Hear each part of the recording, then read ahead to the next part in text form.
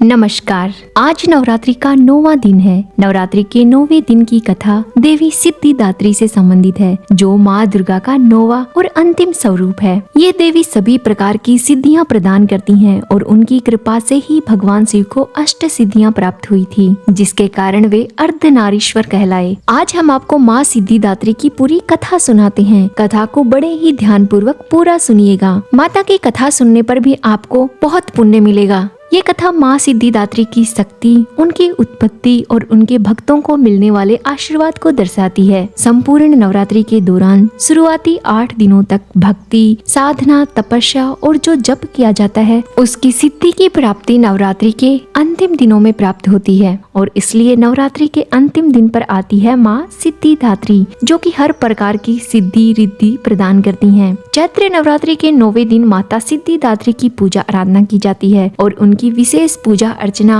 और नाम जप के द्वारा नवरात्रि के इस अवसर का समापन होता है। माता सिद्धिदात्री अपने नाम के अनुसार ही हर प्रकार की सिद्धि, वर और आशीर्वाद देती हैं। एक साधक जो भी इच्छा से उनकी आराधना करते हैं, उसकी इच्छा देवी माँ पूर्ण करती हैं। सिद्धिदात्री की कथा सीधे सीधे माँ देवी कुष्मांडा से जुड़ी हुई है, जिनकी पूजा नवरात्रि के चौथे दिन की जाती है। माता कुष्मांडा की कथा के अनुसार उन्होंने संपूर्ण ब्रह्मांड को उत्पन्न किया था और जब 3 प्रधान देवताओं की उत्पत्ति हुई, तब महादेव ने देवी कुष्मांडा से और अधिक आशीर्वाद मांगते हुए उनसे कुछ विशेष सिद्धियां प्रदान करने के लिए कहा। देवी कुष्मांडा महादेव के आग्रह से प्रसन्न हुई और उन्होंने भोलेनाथ को 18 विशेष प्रकार की सिद्धियां प्रदान की। इन सिद्धियों को प्रदान करने के कारण ही उनका नाम सिद्धिदात्री पड़ा। इनमें से 8 सिद्धियां प्रमुख हैं और 10 सिद्धियां गौण हैं। जहाँ माता सिद्धिदात्री ने भगवान शिव को 18 सिद्धियां प्रदान की, वहीं दूसरी ओर ब्रह्मा जी और विष्णु जी को उन्होंने 8 प्रमुख सिद्धियां प्रदान की, जिन्हें अष्ट सिद्धियों के नाम से जाना जाता है। इसके पश्चात एक बड़ी ही अलौकिक घटना हुई। भोलेनाथ महादेव का आधा शरीर माता सिद्धिदात्री के आधे शरीर से एक हो गया। इसी प्रकार भोलेनाथ का एक नाम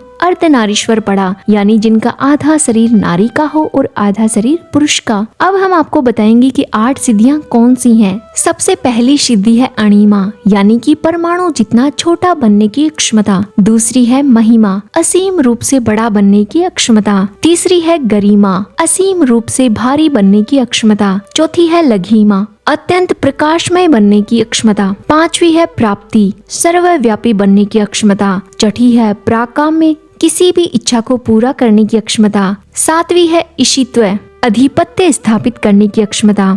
8वीं है वशित्व, सभी को जीतने की क्षमता। माता सिद्धिदात्री माँ लक्ष्मी के समान कमल आसन पर विराजमान रहती हैं। उनकी 4 भुजाएं हैं। वह अपनी 4 भुजाओं में शंख, चक्र, गदा, कमल का पुष्प धारण करती हैं। देवी सिद्धिदात्री लाल रंग के वस्त्र धारण करती हैं, क्योंकि ये देवी अलौकिक सिद्धियां प्रदान करने वाली हैं। इसलिए उनकी पूजा भौतिक जगत में रहने वाले देवी देवता, गंधर्व, ऋषि मुनि और राक्षस भी करते हैं। माँ सिद्धिदात्री देवी सरस्वती का रूप मानी जाती हैं। इनकी पूजा करने से सभी कार्य सिद्ध हो जाते हैं और मोक्ष की प्राप्ति होती है। देवी की पूजा अर्चना के दौरान बैंगनी या जामुनी रंग के वस्त्र पहनना शुभ माना जाता है। ऐसी मान्यता है कि नवरात्रि के 9वें दिन माँ सिद्धिदात्री की सच्चे मन से पूजा और कथा का पाठ करने से भक्तों के जीवन में कोई कमी नहीं रहती है। जो भक्त माँ की आराधना करते हैं, वे लौकिक और परलौकिक सुख को प्राप्त करते हैं और अंततः मोक्ष को प्राप्त करते हैं। माता की पूजा पूरे विधि विधान से करने से दाम्पत्य जीवन सुखद रहता है।